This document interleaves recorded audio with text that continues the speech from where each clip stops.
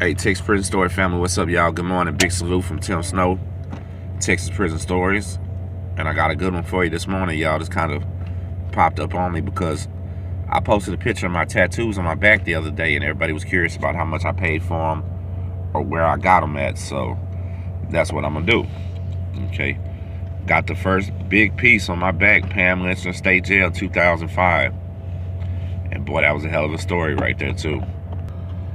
For a lot of y'all that's never been to state jail's a little bit different, man, because they don't have any outlets for the plugs. Can't pop a socket, can't do any of that type of stuff. They don't sell any batteries. You can't pop that foil.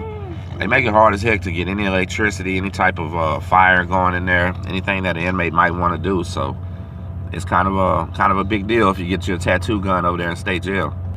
Where I was in E8 down there on the last building down by the schoolhouse, and it was 5, 6, 7, and 8. Okay, and in 8, it was probably maybe about 8, I think 8 or 10 of us, you know what I'm saying, homies in there, and it was 56 men, so 46 ops and 10 of us probably was about what it was. And we didn't have a tattoo gun. Even the Mexicans over there didn't have one. They used to have to borrow it, get it sent in from the other wing, stuff like that. So it was a big deal, you know what I mean? We were looking for one. We all wanted one, and everybody needed one, because you know, you really have nothing else to do but get tattooed when you're hitting time. So, I mean, you know, it's like a big time killer. That's why guys do it.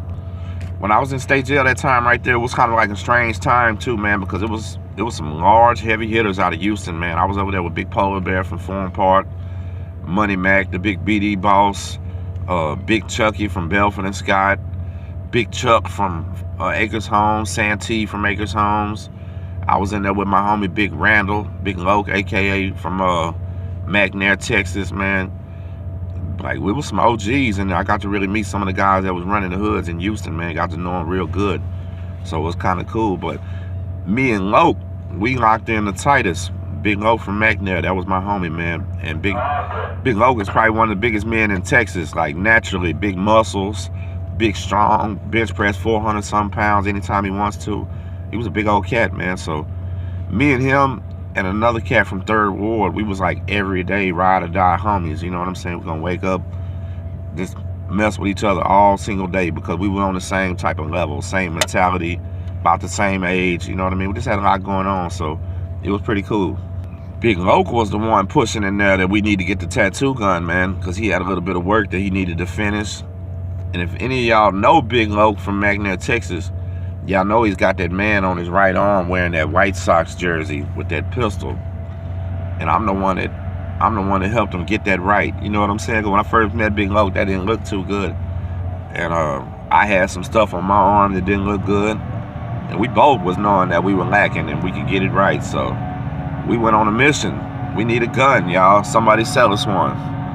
The only gun that was even in our wing, you know, the whole building over there was in 5. And it was a Mexican cat. It was his gun, and he had been there for about a year already. I hollered at him on the rec yard, knowing that it's very slim chances that I'm gonna get this gun, but I'm fixing to try. You know what I mean? So me and Loke shoot up to him on the rec yard while he's with the essays. Holler at him. You know, they're kind of looking at us funny anyway. But we holler at the homie. He's solo. The whole time he was solo, but riding and hanging around with the Tango blast. You know what I'm saying? That's what he was doing. So anyway, we holler at him and we see what's up. The man tell us, hey man, I'm fixing to go home. He said, I've been doing a lot of work for these guys and they ain't paid me nothing yet. He said, they keep saying they gonna pay me, they ain't gave me nothing. He said, I don't even get to eat with them, man. They're just making me tattoo for nothing. He said, I'm going home next week. He said, I'll shoot y'all the gun right before I go, but send me a bunch of food, man. About $10, I'm gonna make a big old spread, and I'm gonna eat it right there in front of them guys and just tell them fuck y'all and leave. And that's what I'm gonna do. So me and Logan looked at him, said, for real? $10, you sure? We weren't worried about the rest of the part. That was on him. And the dude said, yeah, man, $10 Wednesday. I said, bet, okay. So me and Logan looking at each other like, man, we're excited as heck, man. We're fixing to get this gun, you know what I mean?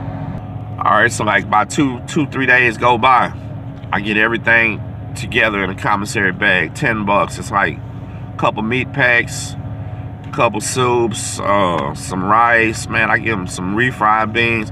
I basically put together the man a real nice meal. You know what I'm saying? Where he can sit there and put it down and eat himself. And that's what he said he was gonna do. So we get to beating on the door. We got to pull the shuffle, man, to get the bag over there and get the thing here. And that's what we do. He gets the bag, he gets on the wall, on the glass door, shouts us out. And it's cool. We get the bag and we looking there like kids with a candy. We got a tattoo gun now, you know what I mean? So it's starting to go down. All right, well, we've stashed the gun up. Chill for about 30 minutes. And we hear some commotion. They're calling us to the glass. All right, okay. Hey, Big Low, come here, cuz. We got to go holler at him at the glass. We go talk to him at the glass. Man, I don't know what that dude was thinking. Look, Devatos had the man smashed, pressed up against the glass with his face like that. And they were saying, shoot the gun back. We want the gun. They had his bag, and they want the gun back. I looked at Loke and said, cuz, we can't give him that gun back. He said, hell no, we can't give him that gun back. Both of us just looked at him and said, nah, man, we ain't gonna do it. They lifted the Mexican, pulled him off the wall, smashed him against the wall real hard. He started bleeding, and they drug him off. And he got the worst whooping of his life. You know what I'm saying?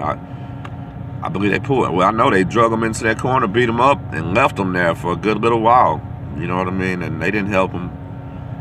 And why he thought he was even gonna get to do that, I don't even know, man. You know, you been sitting here riding with these guys for a year. You watch them handle the business. Your fault you never demanded to get paid. Your fault you never ate with them. That was you being weak for the whole year. Literally weak for an entire year, and you want to try to pull a power move on your last couple days. Did not work. They got him, man. The entire time after that, they were trying to politic on us. Oh, man, they were trying to politic on us to get the gun, and we just wouldn't do it. We ended up having to pull a move, get Big Santee from Makers Homes, because Santee had the most juice over there. Santee had to get in our wing, pull out another solo Mexican from the other side of the prison, put him in our wing, and it was on after that, y'all. So, like, literally now, things changed from we need a gun to we got the gun. You understand? Now you got to come to us to get tattoos. We done instituted and pulled in a tattoo artist in our wing now to where we can control what's going on with the gun. And he basically got a tattoo for us now because he's solo. So that's how the game goes. If you ever go to state jail and you even claim to know how to tattoo, you better be affiliated or fight good, because them boys going to make you tattoo in there. And I've seen it happen with other cars, not just ours either. So, crazy game. When we get the gun, the first thing I do is I tell them, cause I want that Galveston County on my back, big as can be, man, because I was up there in Harris County, and I was the only one from down here up there, so I wanted to rep, man. I put it on me so big, you'd be able to see that across the prison, you know what I mean? Put that on me. We got Loke's arm tatted up, fixed up tight with the White Sox, man. And it was on. We was in business. Straight up. Homicide from Homestead. A couple of us, man, we just ran a tattoo shop. Come on, whatever you want. The artists get half, we get half. And that's what it was, man. So we made a bunch of money in there doing it like that. But the essays lost control of the gun, and then they had to come get the tattoos from us, man. That was crazy, crazy. And the guy that actually had it the whole time, and it was him, it was a pride thing. You know what I mean? He wanted to just one time get over on these guys before he left, because they've been doing them so bad the whole time. But that one time that he tried to get over on them probably changed his whole life, man. Because I know when he went home, it was ugly. And he should have just, I don't know. I don't even have no advice for that, y'all. You tell me, what would you do? Would you sell the gun on your last day and say F y'all? Or would you just give it to him and go home peacefully? Me personally, Tim Snow, I don't know what I would do. That moment, it would just take a lot of thinking, you know what I mean? As a grown-ass man, I don't think I would want to get smashed and stomped out for no tattoo gun on my last day. But as a grown man, I would not let them pimp me out for a year like that either. So that's a bad situation. It's just one of those things where people come into the jail system, they get manipulated and used, and it does not turn out like you think it would. Because I swear that guy thought he was just going to come in and sling ink and get rich and have fun. Instead, he got pimped out the whole time, man, and beat up at the end, y'all. So that's just how shit goes, man. Texas Prison Story family, I love y'all, man. Catch y'all on the next one.